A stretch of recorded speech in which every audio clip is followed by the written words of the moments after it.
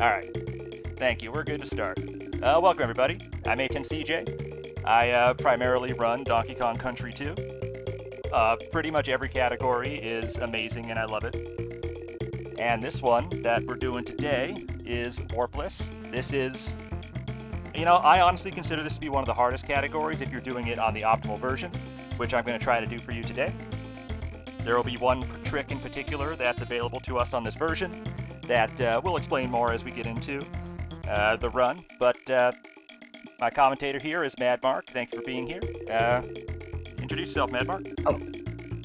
Hello, and welcome everyone. Rolling in for part 2 of this Donkey Kong Country block. So name's Mark. I speedrun all 3 games, but I mostly run DKC2 for the most part. I run all 3 main categories, DKC2, but my man a10 is going to be doing Warpless.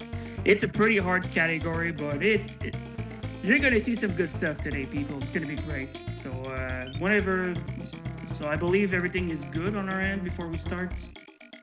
Yeah, I'm ready. Everything is good. Sound, stream. All right, cool. So just before we start, I'll just explain what Warpless entails. Simply put, you cannot use developer intended warps. You cannot use any wrong warps, and you are not allowed to go into bonus barrels. So yeah, I'll give you a countdown from 5, and you can start on those. That good with you, a10? Sounds good. All right, cool. So 5, 4, 3, 2, 1, go. All right, thank you very much. All right, good luck, have fun, but of course, roll deep. Lots of rolling deep. So already, it's going to be very different from any percent. As you can see, roll 1 and 2 in particular are very different from any percent, since we cannot use the developer intended warps.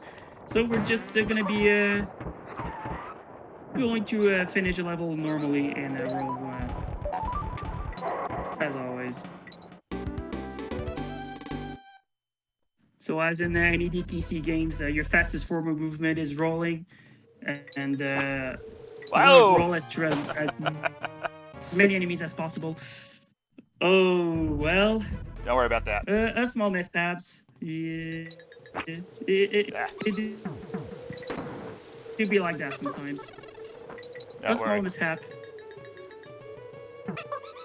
Heck beetle. Yeah, not the only it do be like deadly that beetle sometimes. in the run. So here in main brace. It's not gonna be the last of them. It's already get through main brace. Can't wait for the beetle in Windy Well. Oh goodness, that specific beetle is something, all right. So here, just a small quick camera manipulation to manipulate the position of the cowboy to be able to roll through more of them than you can do normally without any camera manipulations. Once again, rolling through as many enemies as possible to maximize your speed.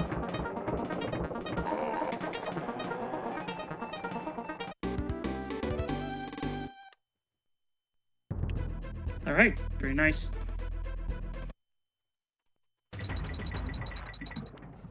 So yeah, one of the major... And also it's... Yeah, well, if I could say the major difference, one of the major differences is the first 2 worlds. You actually have to play them. Instead of taking all the warps, which is... And it's worth mentioning that a10 is playing on version 1.0. You can run Warpless on version 1.1, but a10 is running specifically on version 1.0 for a trick later on in World 6 in Casual Crush. You're gonna see what happens. It is rather impressive, but it's a brutal trick that's gonna happen. And notably, there are some good amount of differences from 1.0 to 1.1. In 1.0, the camera is different, so you gotta be mindful of it. There are some enemy differences, since a10 is playing specifically on U 1.0, US 1.0 compared to Japanese 1.0, and there are some enemy placement differences. There are less enemies on the Japanese version compared to the U version, so... Well, we will explain them here, doing a couple of fast movement with the snake, and also doing some damage boosting to go faster through the rope. Oops.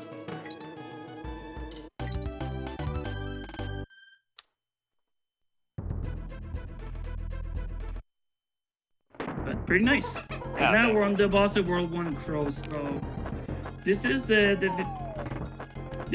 game's biggest instance of RNG. So the first 2 hits always the same, just bounce on the egg as fast as possible. But then afterwards, on the 2 later hits, it's completely random. It's a 50-50 to get either a real egg or a fake egg. And normally you want to get to the top of the nest to bounce on the egg as fast as possible. There are already 2 fakes. Each fake loses about 2 to 3 seconds depending on the phase. Alright, not too bad. Okay, 2 fakes, not too bad. But world record for fake eggs is like around 17 fake eggs. It's 19. It's awful when you get that. Oh, it's 19 now? Oh, okay. I wasn't updated on that.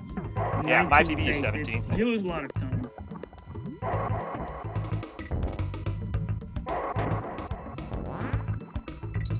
And usually people would just basically reset in World 1 after getting a lot of fake eggs. But we're now in World 2, so here 2-1 odd head hop. It's actually a very fun stage. It's a very fun stage to do.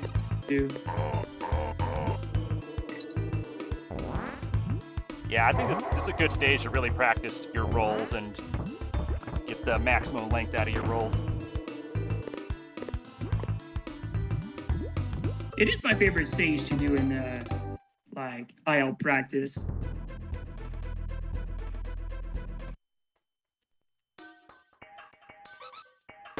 Talk about the big boy. All right, time for the big boy. All right, very nice. So this is what we call a big boy, but it's more specifically known as a team throw double jump. So when you throw your Kong partner at an enemy and your Kong partner comes back to you, you have a small frame window to be able to do double jump. That's what a10 does. Here, a10 is able to do a second one here, but did not get the proper height to reach the auto fire barrel. But this one saves about like 3 seconds instead of just going to the barrel on the normal platform. So here another one to get up on the platform. Very nice. You'll have to see it. It's one of the best tricks in the game. Here, just a couple of more team throws to get onto the platform. All right, that was pretty good. Despite one miss big boy, that was still a pretty good stage. Thank you.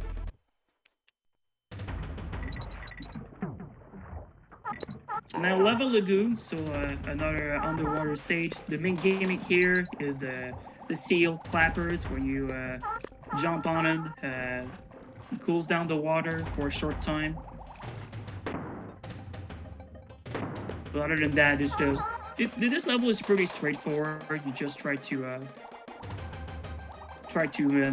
make sure to keep your momentum as much as possible while in the water, and try to cut the corners as close as possible.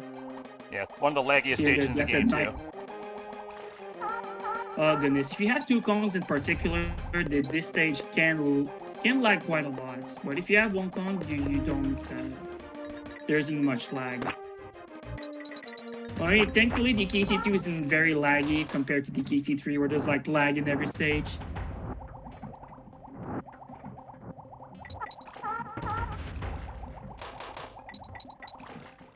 Goal swap.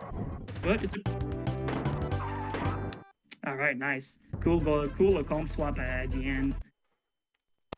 Alright, I think this is one of the hardest stages in the game. Don't be surprised if it takes a few tries. Alright, so we're in 2-4, red hot right. Probably the biggest points in Warpless, so it's going to be a very difficult Rambi supercharge you're going to be seeing. Rambi double jump. Alright, very nice. Now part 2. Reach a platform, very nice. Now, a little bit of black magic will happen. And get an invisible object, be able to move the signpost backward and play as Rambi on the second part of the stage, which is normally not possible. And then we're going to have another difficult set of Rambi supercharge until the end. Another Rambi double jump. and another supercharge to reach the end. Oh, thank God. All right, that was very nice. Let's go. That was great. You love to see it, but as you can see, it is very difficult. This is why it's a notable reset point in Warpless.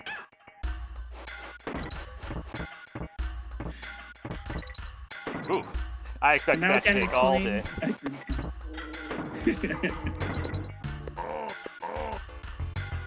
So now we're in the Squawk Shaft. So this is a very vertical stage. So as you can see, we're actually able to, in a team-up formation, we can actually do a jump and we're able to get to some platforms earlier. But until the end of the stage here from this section, it's just going to be mashing B with squawks as fast as possible.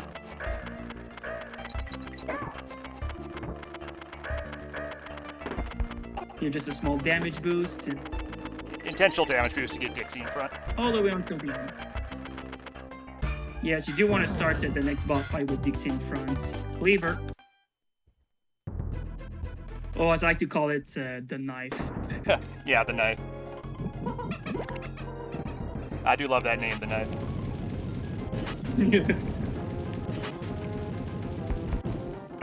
There isn't much you can do except try to hit Cleaver as soon as possible, but there's going to be a trick called the Lava Fly that a10 will be doing after the third hit. We'll be doing a team throw on top of the mountain, glide all the way across, and you need to buffer a jump on the ledge to be able to make it. If you don't do that, you just die. And well, unfortunately, that's what happened. Don't worry, we can do it again. I think you didn't. It do be like that sometimes. Sometimes you just don't get the buffer on the ledge and you just die. As you can see, it stays for a second, but if you die, well, you lose a lot of time. Yeah, it's like 40 or something.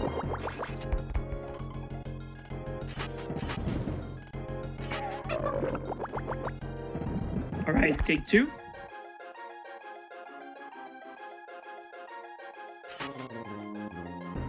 All right, very nice. Now, a10 needs to be careful here to actually bait Cleaver to do the lunge attack. And on this specific hit, you need to be very mindful to at least let Cleaver do a good portion of its animation. If you don't, you can soft lock the boss fight. The hooks will not spawn, and there's actually a backup for it, but it's a very difficult backup. But ideally, you just wait a little bit longer to be safe on that fourth hit. Despite that mishap, that was still a good boss fight. Despite that mishap, yeah, it happens. No big deal. No big deal. We got Flying Diddy out of it too. Yeah, exactly. Flying Diddy, best trick. But this is where basically the route converges between Warpless and 8%, except a couple of stages. Well, more than a couple.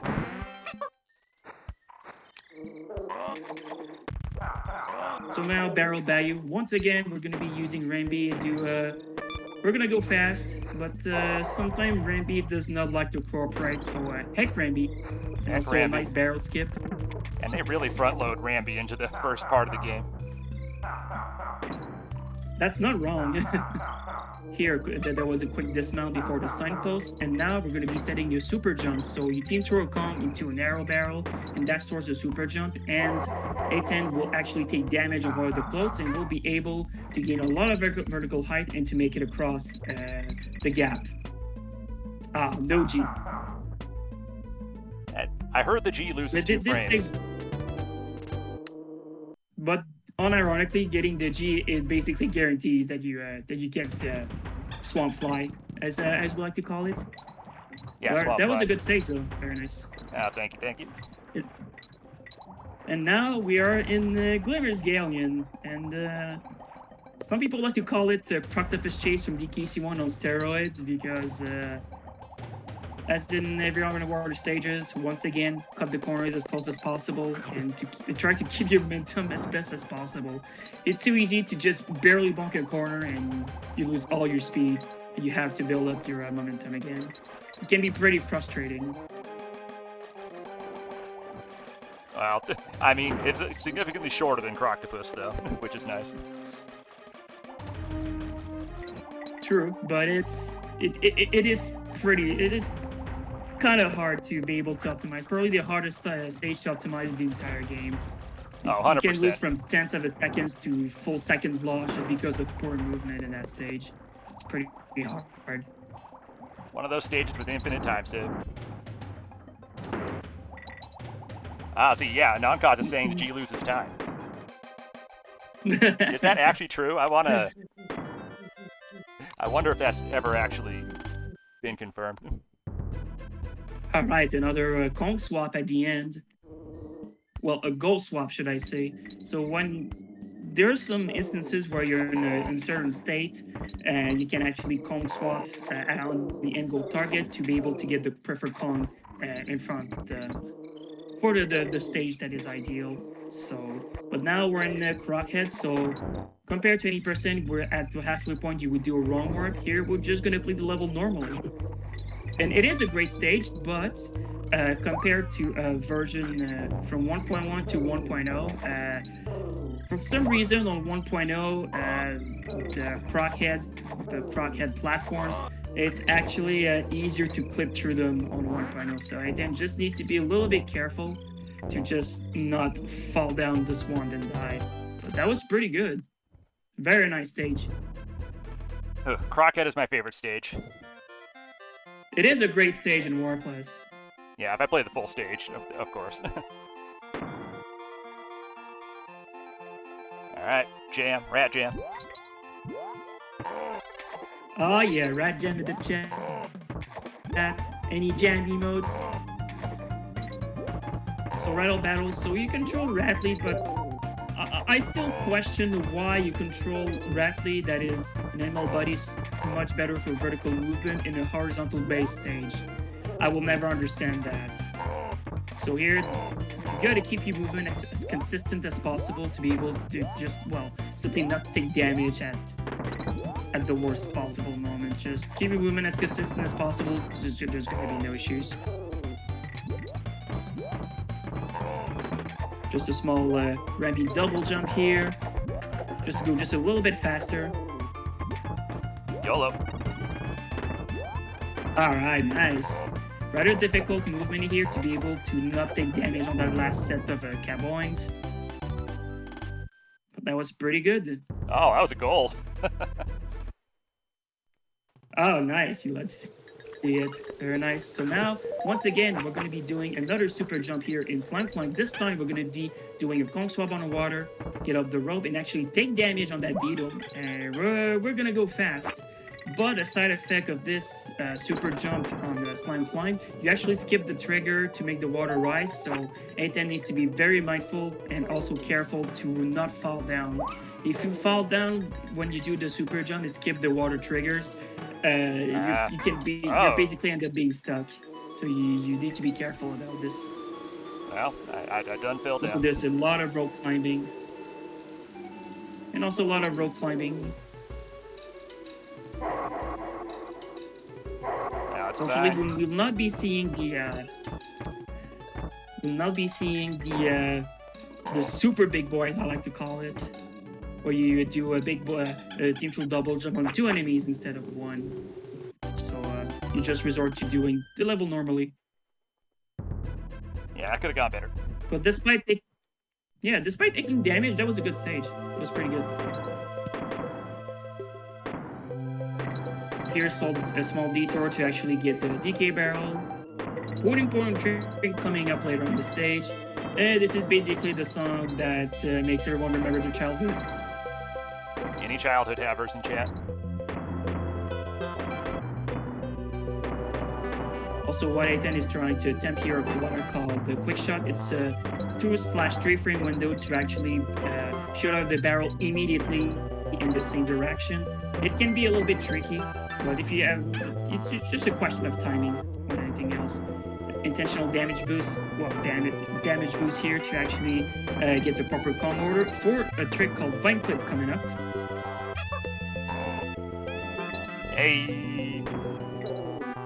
Hey, you love to see it. Hell yeah. Very nice. So this is actually, you do a big boy, well, a team throw double jump from the clamp on, and you need to get the maximum height possible, and you need to intro at a rather precise location on the vine, and you'll be able to clip through it. It saves about 10 seconds over just going to the level normally. There are some other backups if you fail it, but all of the backups require you have 2 cons because you can still take damage on the vine, and you have to do the Maze of Shame, which is what you don't want to see. But that was pretty good. But now, Cudgel, most boring boss in the game. There isn't much to talk about. The only thing that a10 is doing here is something called the quick hits. So actually be able to position Dixie and counting like Dixie's up and down oscillations, Dixie's breath, whatever you want to call it, to be able to hit Cudgel as early as possible. And it only saves, overall, if you get every quick hit, only saves 2 seconds. Save about 20 frames per quick hit. It's Still, I would recommend people try to learn them. They're not that bad. Yeah, it's boring to learn, to say the very least. Yeah, save 20 frames per quick hit, but if you miss the quick hit, well, you lose a lot of time because you have to redo an entire cycle again. But you did all of them. You got all of them. Pretty nice. Yeah, not too bad. And I'm doing Diddy Hornet, which you don't see very often.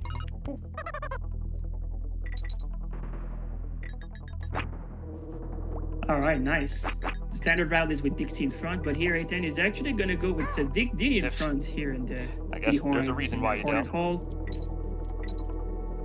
It is pretty hard. You save like what, a second or two with Diddy Hornet, but it's much harder than Dixie Hornet.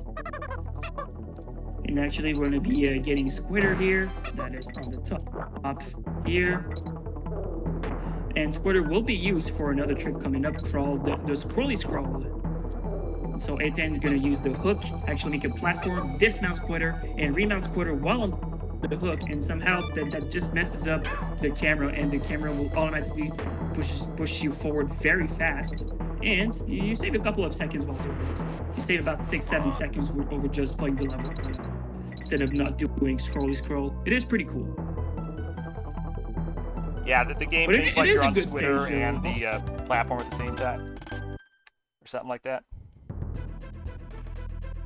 Yeah, somehow it just tricks the camera. It just confuses the game, and the game starts to push you forward, and you have to take damage to cancel out that Scrolly Scroll to be able to proceed as normal. If not, you're just gonna get stuck, and if you're not careful, you can actually get stuck in a wall, and you basically soft lock the game. Oh right, I keep forgetting that can happen. I had that happen to me quite a few times, unfortunately. So. It's one thing to keep in mind. But the target terror here, just an auto scroller, there isn't much to talk about. Just try to jump off the cards as early as possible, and you're also able to skip a few flitters in that stage as well. But that's essentially it. Music is good though. Let's go train, baby. Hell yeah.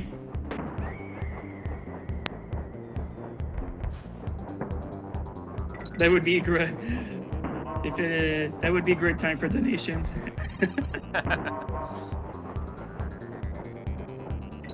I do like some of the mosquito skips in this stage. There's a few you can just jump over. They don't save that much time. I think in total you save what? Not even half a second with the other flitter skips. It's like 0.5 or 0.6 seconds that you save just by skipping a couple of the flitters. That's it. And also no swag balloon. Thank you, a10. Ironically, that's on the last X barrel of the stage is a hidden one-up balloon, but if you want to go for it, you don't lose time. But if you actually screw it up, you take damage and you have to get another comeback.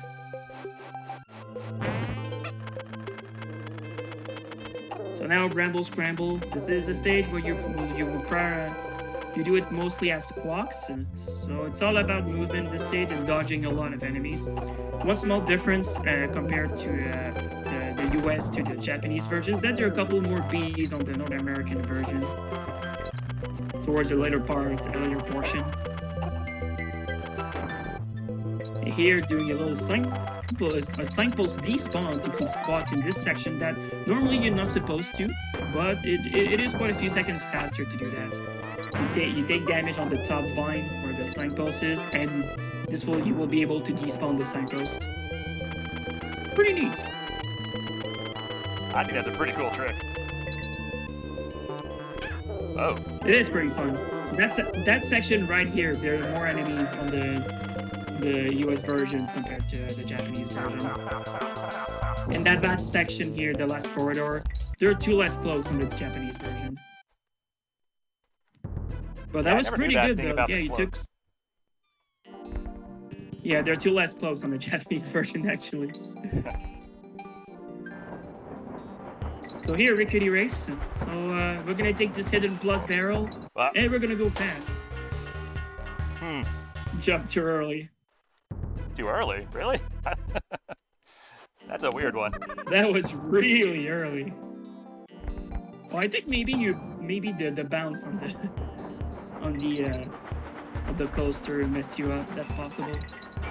Yeah, all right. I don't know what causes that, and it's rare, but oh well.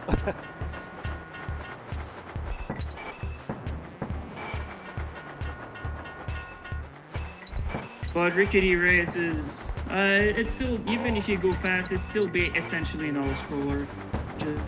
Just try to keep the fastest momentum as best as possible. You jump from the highest slopes. You're able to jump down for some slopes and try to bounce in some of the guys as fast as possible, as early as possible. Number 2 guy is pretty notorious. Yeah, no problem. You just try to bounce as early as possible and you're fine.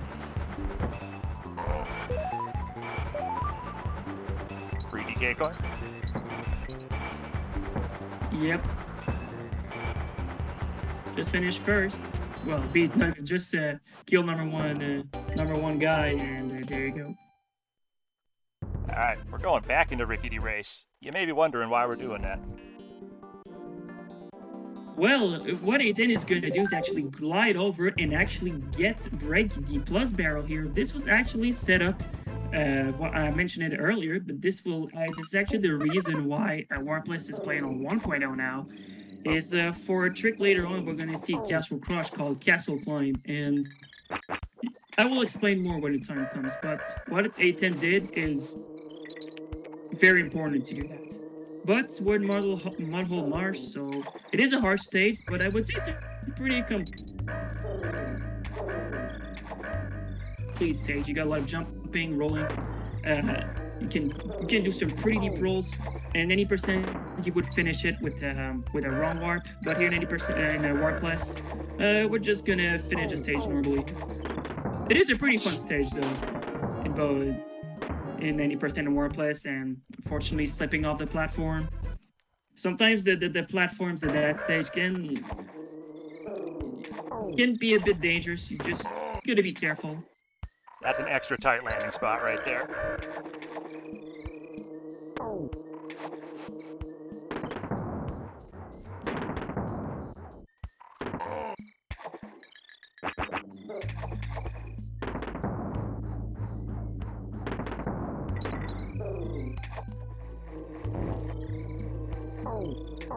Here, just a quick wiggle to be able to manipulate the camera, to be able to roll to some of the Sanics, the Sanics, whenever you want to call them.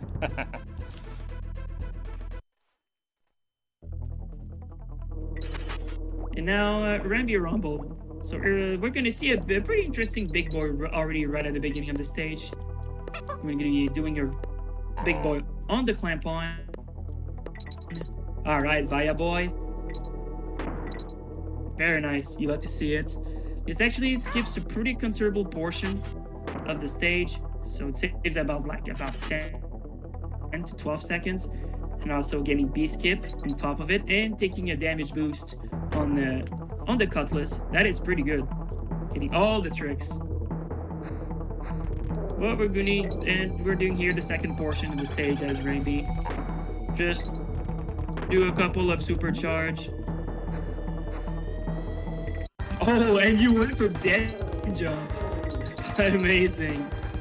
So normally you're not supposed to go under that platform, but what a10 did was able to do a quick Rainby double jump to actually not die, to actually make sure to not get to not take a death because of the dead. There's actually a dead plane there to make and to be able to move down the camera. It's only like what, a 4 to 5 frame window to get it.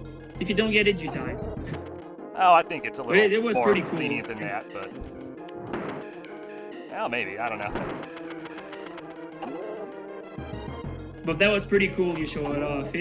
That's pretty ballsy. Well, I got the halfway. That was cool. But now. But King's Instinct, so normally from 1.0 to 1.1, on 1.0, King's Instinct is much slower, so you just make sure to adapt your movement to compensate. You need to be mindful of it. Yep, 18 with pretty quick work of King's Instinct, pretty nice. No sleeping on the king here. Now you never want to sleep on the king. Never sleep on the king.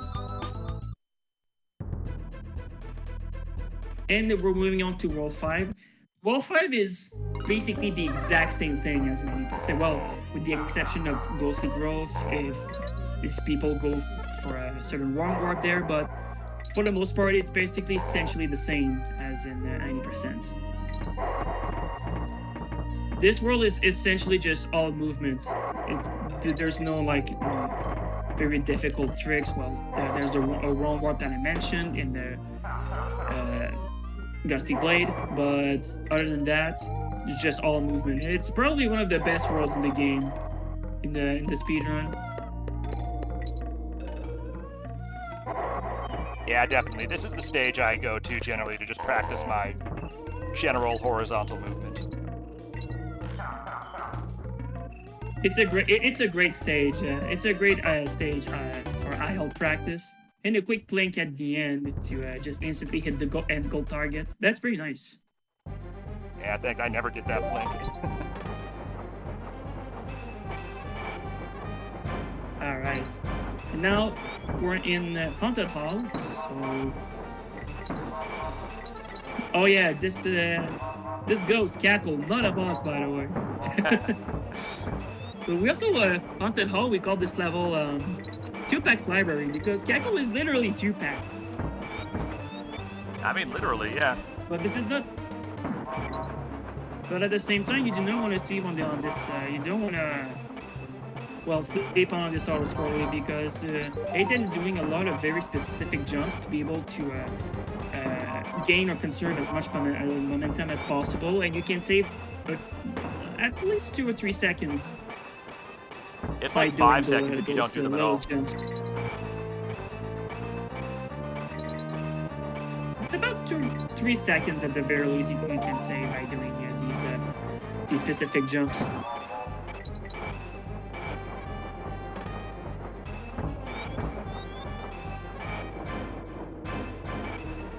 Another small difference here. On the Japanese version, there's just one less B on that after that door, so just makes the Japanese are just a slightly bit faster. Yeah, I really should be playing on a Japanese card, but I don't have one. Or no, I do have one, but I can't play it yet. Yeah.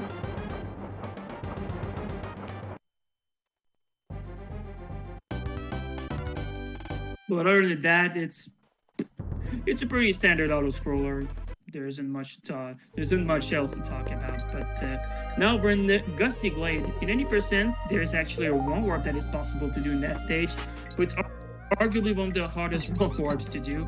But here we're in Warpless. We don't have to worry about that. But you gotta be mindful of these pillars, because sometimes the edges of the pillar can just, for some reason, can just eat your head. Sometimes can just kill your roll. Just basically do a dead roll or you eat your inputs and you fall down and you die. It can be pretty frustrating. And also the win mechanic, it's not random. It's all based on position. So just all about timing and just trying to optimize and try to get the optimal momentum as much as possible. Slow roll.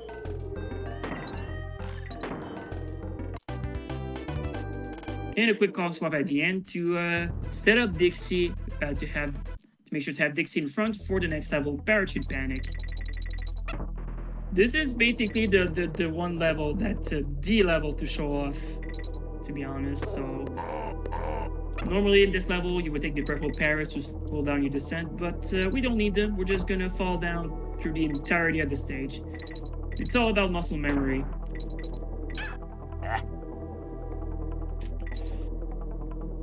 It's not too, at least it's not too bad to take damage there, since there's actually a decay barrel there.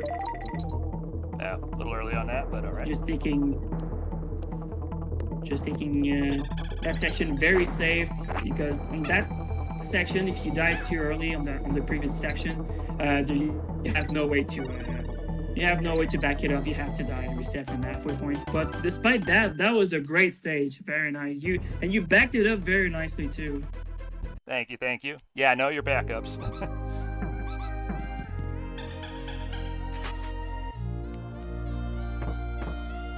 Yeah, the Parachute Panic is this stage that tests if you get hit at the wrong moment, if you know your backups. Well, that's that stage that tests you a lot about this. But Coordinated Webwoods are arguably one of the hardest level in the game. So the main mechanic with Squitter you're gonna see is the instant platforms that you do by pressing L and R at the same time. But this level is pretty hard because there's a lot of enemies in your way, there's a lot of obstacles, so you gotta juggle killing enemies and also doing the instant platforms, and yeah, unfortunately missing I'll do up in 3. Not landing on the platform. It is pretty hard. It's a major that's a major run killer. Webwoods in any single categories of the KC2 is a major run killer.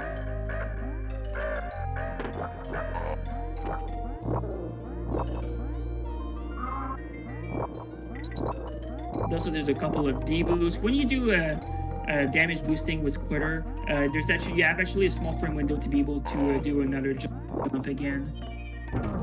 Thankfully. Yeah, but despite that was still not too bad. Yeah. I mean, I was expecting a death, and I was expecting that if that was going to happen in Webwoods. It's not that surprising. Definitely good to bet on. But now we're in the Crow 2. Yeah, the fight here is different on 1.0. It's not a marathon run as well. And if there's not a death in Webwoods. Yeah, that's true. So Crow 2, another instance of RNG. It just depends on where the barrel spawns. Oh, mid spawn, that's not too bad, but there's actually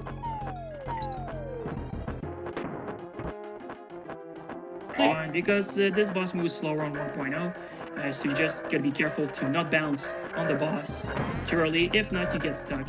Especially if you have one con, your soft lock, there's nothing you can do.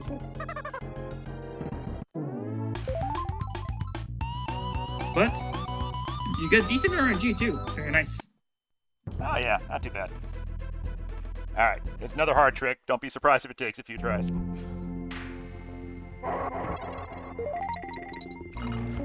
Alright, so this a10 is going to be doing a trick called Arctic Zip. This has been something that has been theorized for the longest time, but as the community has been able to find actually an RTA viable setup for it. It took quite a while, so the goal is to bait this lockjaw all the way back to the Enguarde just after the Enguarde transformation barrel. It's very difficult because you need to keep the lockjaw on screen, and going to be doing a Kong swap, and while you do the Kong swap, you need to be stuck in the wall, and you need to make sure to time it as the lockjaw lunges, and you will be kind of zipped upward, and just before the beginning of the stage, the angle target is right there, so you're actually able to reach the angle target while you're doing it. That was very well done. You love to see it. Yeah, surprised it went as well as it did. And also, because you're doing it on 1.0 compared to 1.1, the setup is very slightly different, since you actually jump over, you actually have to move over the angular transformation barrel to do it, to be able to move. Yeah, slightly more like extremely different. Like it's really gotta relearn the entire thing with Diddy instead of Dixie. But windy well, so the main gimmick here, the wind mechanic pushes you upwards this time around. So since A10 is actually on U 1.0, there's actually a damage boost you can do if you're on any other versions. But for some reason on U 1.0, if you do a damage boost there after the halfway point, you actually you soft lock the camera and you're unable to get out. I think you can still get out that soft lock if you can get out that soft lock if you take damage and if you take a death from the cutlass that is still loaded on the platform. But on J 1.0, on US 1.1 and J 1.1, this trick works fine. But for some reason, it doesn't work on U 1.0. As weird as it sounds. And now we're in Castle Crush. So this is you're gonna see what happens. So what A10 is actually doing right now is using a trick called the infinite team throw. Normally, this trick is a frame perfect trick where when the Kong partner comes back to you, you have a 1 frame window to do a consecutive jump. But because A10 re-entered angled the rickety race earlier and hit the plus barrel, this somehow affects something called the auto jump. It's really hard to explain, but there's actually some sort of internal timer which switches on and off every 9 minutes, and by actually getting the plus barrel in the rickety race, you're actually able to get the state active for the entirety of Castle Crush, and you basically make this frame perfect trick essentially free. Alright. But just because you have a frame perfect trick that you can use for free doesn't mean it's any easier. Oh no, quite on the contrary, it's very, very difficult. And as you can see, unfortunately, A10 took damage. I can try again if I get to the halfway, but yeah, there's no way we're getting through the entire stage, but I'm glad I was at least able to demonstrate a little bit of it. It's the hardest trick in the game. By far the hardest thing to do in Warpless. It's very difficult. It's also, it's rather kind of a long-winded explanation, but it is rather complicated, the entire thing behind it.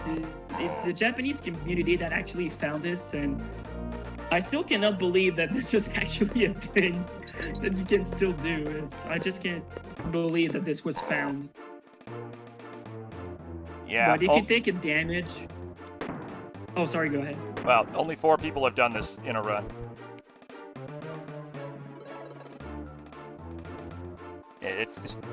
Yeah, if you want to learn Warpless, I wouldn't recommend starting with that trick.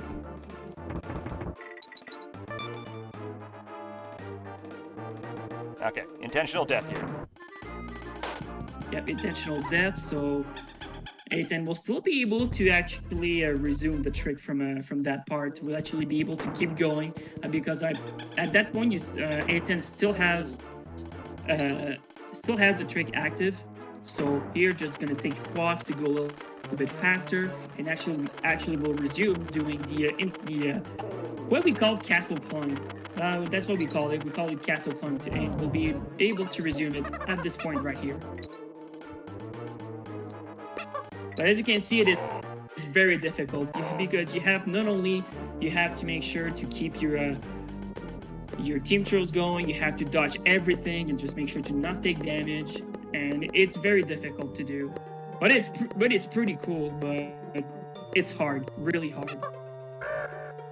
That's only possible on version 1.0. You cannot do that on version 1.1. It's worth mentioning it.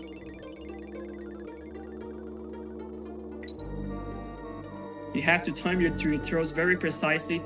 Like in this section right here, that's just absolutely insane.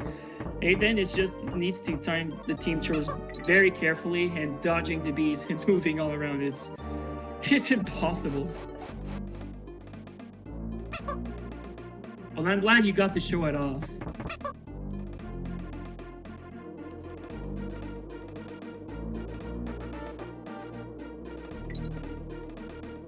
Intentional death.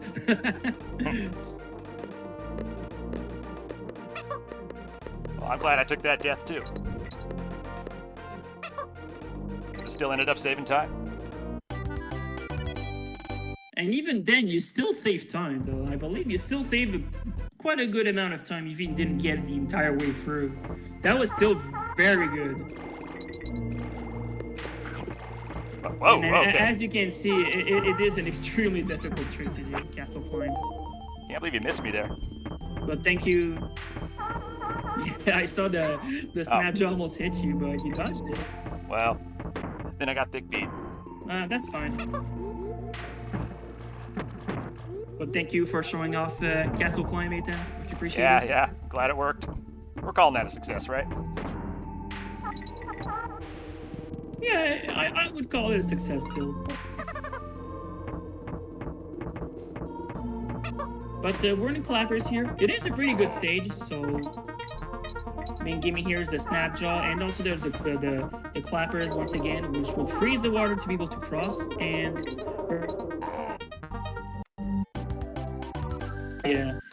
invincibility barrel to be able to make that final section pretty fast. You're able to go through every single enemies, and you need to have good movement to keep the invincibility all the way to the end of the stage. But that was pretty good. But now we're in CLC, Chain Link Chamber. Any percent, you would do a wrong warp where there were the first few cloaks. But here, when Warpless, this is a very intensive rope climbing stage, and actually taking the invincibility here to go to there are a couple of B mazes. You're gonna see, well, 2 to be more specific, and you want to keep your invincibility all the way through those sections. This stage is rather hard on the ends, but also here we're gonna be doing a pretty nice wall clip, which is exclusive to version 1.0. I mean, very nice. Took a little bit longer to set up, but you still got it. So you're able, on version 1.0, what happens is that you can actually, if you position yourself properly near a wall and you conk swap, on 1.0 you can actually slide back, and this actually allows you to clip through walls, and this is what a10 did earlier, to be able to clip through a certain portion of a CLC, which was pretty good. But yeah, it is intensive on the hands. Sorry, not sure what happened there.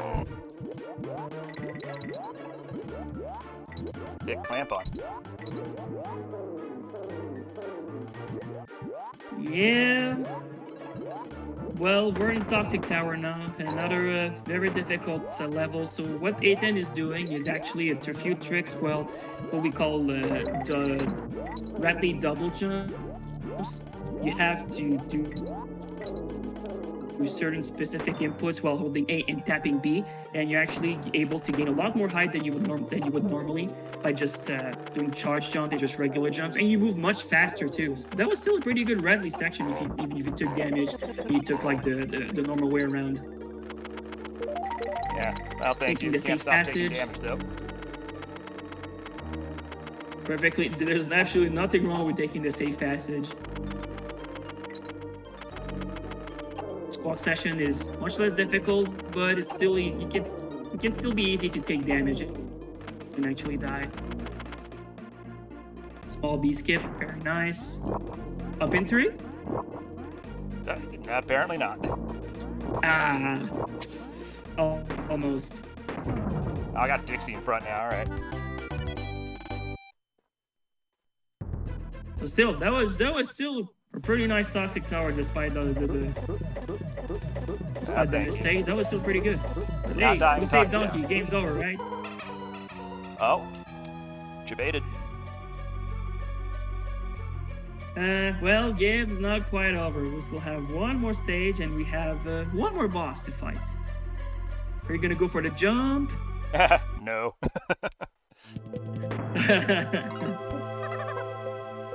I don't know how people do the jump. Especially on pace. I mean, the jump is not sure route, but it's pretty hard.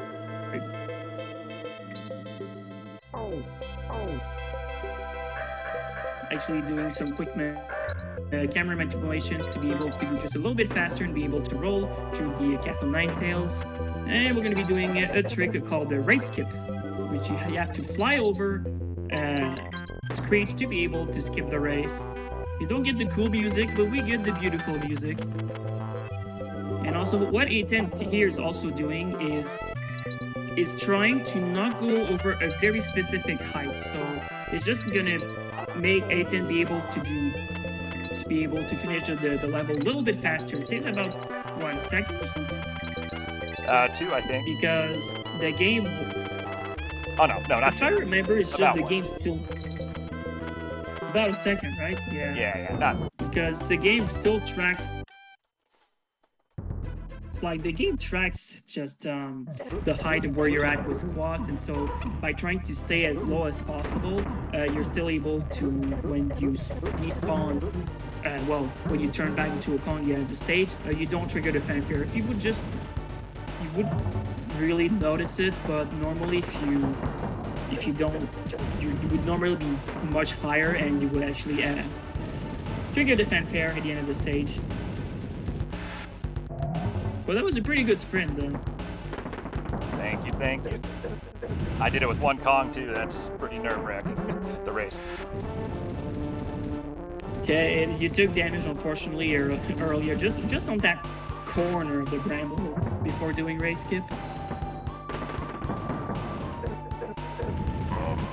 But other than that was pretty good. Love to see it. But we're now on K. Rool, the final boss. I mean, we'll just say that it's just essentially a glorified cutscene. The only thing you can do in this fight is just throw the cannonball as early as possible when in the K. Rool's blunderbuss. That's essentially it. There's not much you can do. Well, I don't think throw number 8 is all that trivial. Easy to mess up. On 1.0. And for some reason, oh yeah, there's also a 1.0 exclusive thing in this boss fight. For some reason, there's like, was it 1 or 2 throws that the cannonball, you just throw the cannonball much faster than normal. It's really strange. Yeah, if you're completely neutral on the D-pad, for some reason, on 1.0, that makes you throw really fast.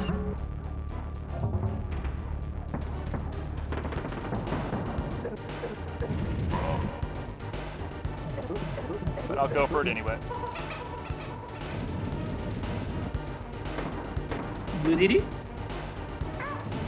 Oh, not that Blue Diddy, but there's Blue Diddy right there. Because what you can do, you can actually do a team throw with Diddy and actually keep the blue color of Diddy in the purple with the blue smoke. You can't do it for every other colored smoke, but you lose time because K. Rool will wait a little bit longer before continuing I did it again. the damage. See, I told you, it's easy to mess up. Alright, now I actually have to be careful. Yeah, now you gotta do it on reverse because unfortunately since you messed it up, well, you're now in reverse, which is normally something you're not used to.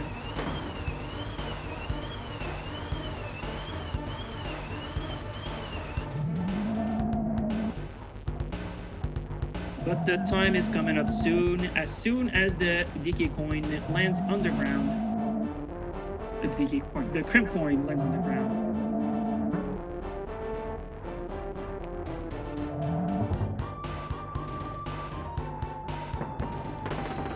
Ooh, scary. And time.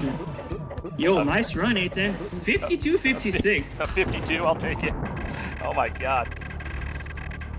For a marathon run, that's still very good. Oh man. Ooh. Alright. Yeah, made everyone clench at the end there, I think, with that key roll fight. You did scare me a little bit because of that little shenanigan at the end, but hey, you clutched it out and you finished. So nice run. Oh, thank you very much. I'm still impressed that you were able to get Castle Climb as much as you did. That was great. Well, yeah, I got like 2/3 of it, technically. Which I guess is all I care about. Yeah, I just wanted to, yeah, I'm glad it went as well as it did. So, yeah. Well, we're saying we can let the credits play out. Yeah, we can let the credits play out. Absolutely no problem. Yeah, well, thank you for all the GGs, everyone, and the nice runs. Appreciate it very much. But yeah, I and hope thank you, everyone Mad Mark, once enjoyed again. that. Oh, no problem. My pleasure.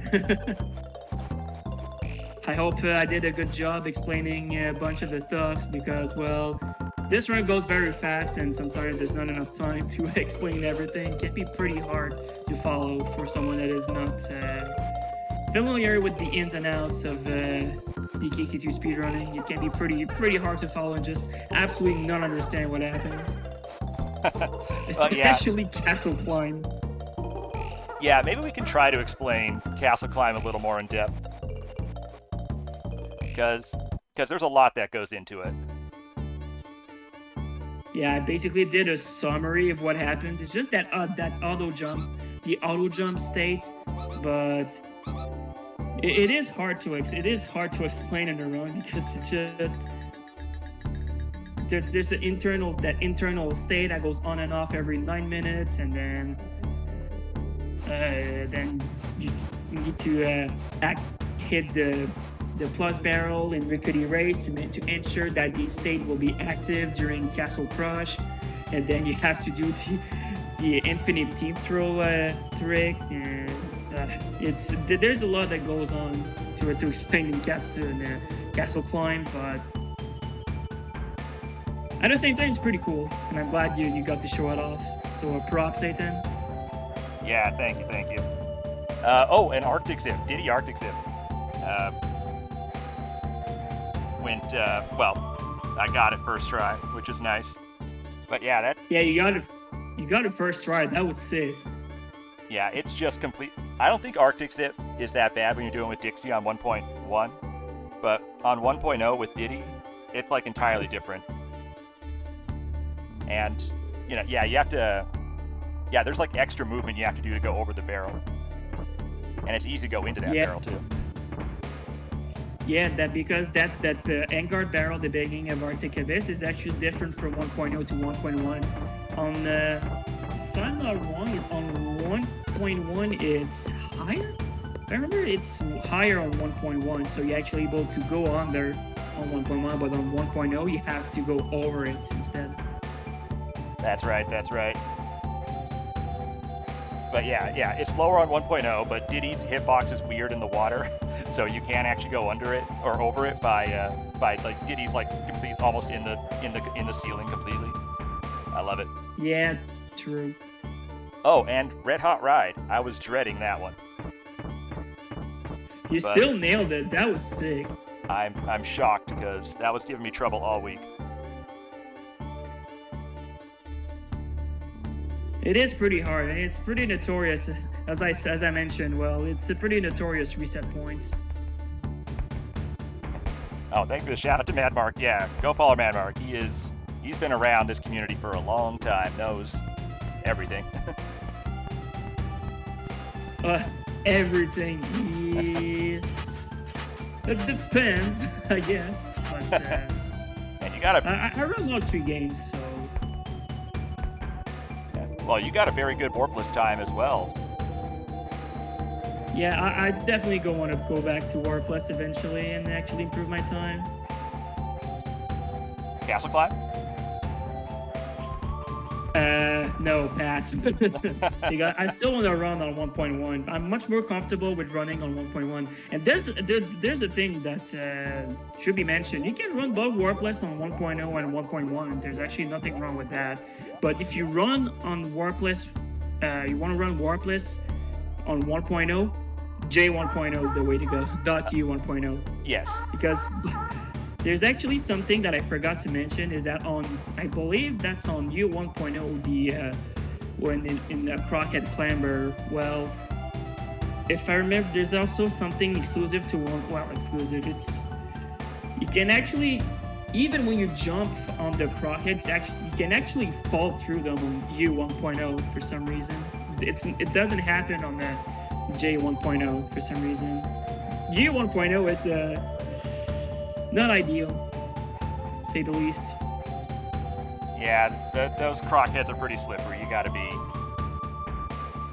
be careful. True. Alright, so when they said the credits, did you mean the whole credits, or because we're about done here with the Kong, or with all the character introductions, which is a nice cap off, I think. Yeah, that's a good point for us. So that's pretty good. So I hope everyone enjoyed the run. So thanks, a10. That was a great run. I thank you. I'm very happy with it. And yeah, I hope everyone enjoyed the run, the commentary, everything. Thank you, everybody who was here, and the GGs, all familiar faces. I'll see you around. And if I might do just one quick shout out just before we sign off, and actually we're going on to part 3 of this Donkey Kong Country blog. If you're interested to learn run and learn any of the DKC games, come check out our wiki, dkcspeedruns.com, and also you can join the DKC Speedrun Discord as well, where we post data face, click data face, and talk about the games and everything. So I hope you enjoyed it. So I believe we're done here. So as always, I think that's it for us. So yeah. We are rolling out. I believe with this, rolling out.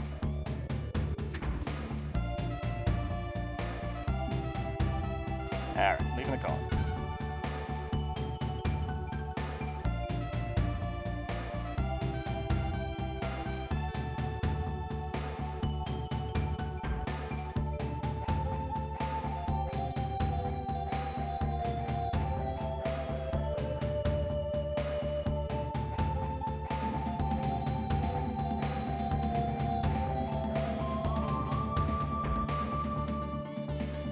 Alright, hopefully you can all hear me on my stream here. Thank you so much, everyone, all the support. Sorry I didn't get to read all the nice messages here, but thank you.